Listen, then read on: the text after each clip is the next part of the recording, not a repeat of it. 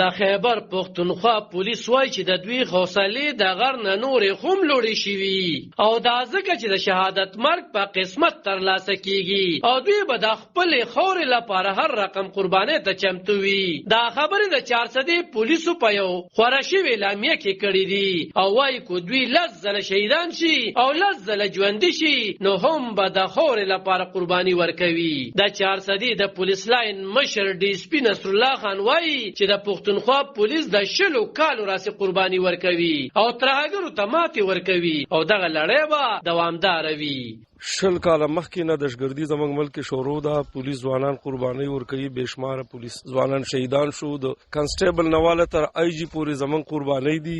زموږ د ملک پاکستان د دې د خاوره دا زموږ مور ده، موږ به بیا هم قرباني ورکوو، بیا به هم قرباني ورکوو. چې زموږ یو ځوان 10 بیرم شهید کیږي نو موږ به قرباني ورکوو د دې خاورې دپاره. زموږ مورال اوچت دی او انشاءالله بس موږ به لګیږو او د دې ملک حفاظت به کوو. یو بل د پولیسو سپاهي چې وردی په غاړه و چمتو ولاړو وایي چې د شهادت مرګ په قسمت ملاویږي او وایي چې دوی په هر میدان خپل جرأت او بهادری ښایي او کم تنان چې ووجل شو نو په جمعات دننه وو عبادت کې مصروف وو او ووجل شو چې ډېر لوی ظلم دی او مرګ خو راځي، مرګ خو حق دی، نو مرګ نه تېښته نشته دی.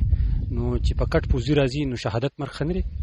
دا خو ډېره ښکلې خبره راځي. د دې لپاره خو خلک دعاګانې کوي چې زه د شهادت مرګ دغه کړم. نو کې پي کې پولیس خصوصا دا خو انتهایی بهادر خلک دي، ډېر قربانۍ یې ورکړي او انشاءالله چې څنګه د ډي اس پي صاحب ویلي بیا به هم قربانۍ نه وکړو الحمدلله. او دا زموږ مور ده دا ځمکه او د دې نه موږ نشو وروسته کېدی الحمدلله. ځکه چې هغه صفا په اودس کې الله پاک ته ولاړو، خپل الله پاک سره خبرې کولې، الله پاک سره دا خبرې کولې مونږ او په اودس کې یو ډایرکټ شهیدان دي، دې کې هیڅ شک نشته دی او چې هر چا کړي ظلم یې کړی دی. دا په داسې حال کې چې د پیښور په خونړي برید کې د 413 ځوانان وژل شوي دي او د هغوی جنازو دعاګانو ته د پولیسو مشر سهیل خالد خان او نور افسران ډي پي او 400 سهیل خالد خان نن یو دربار خو منعقد کړو چې په هغه کې پولیس افسرانو ته په خپل خطاب کې ویل چې د 400 پولیس د بهادرۍ او جرأت مثالونه ورکړي دي او زه پې ویاړ کوم.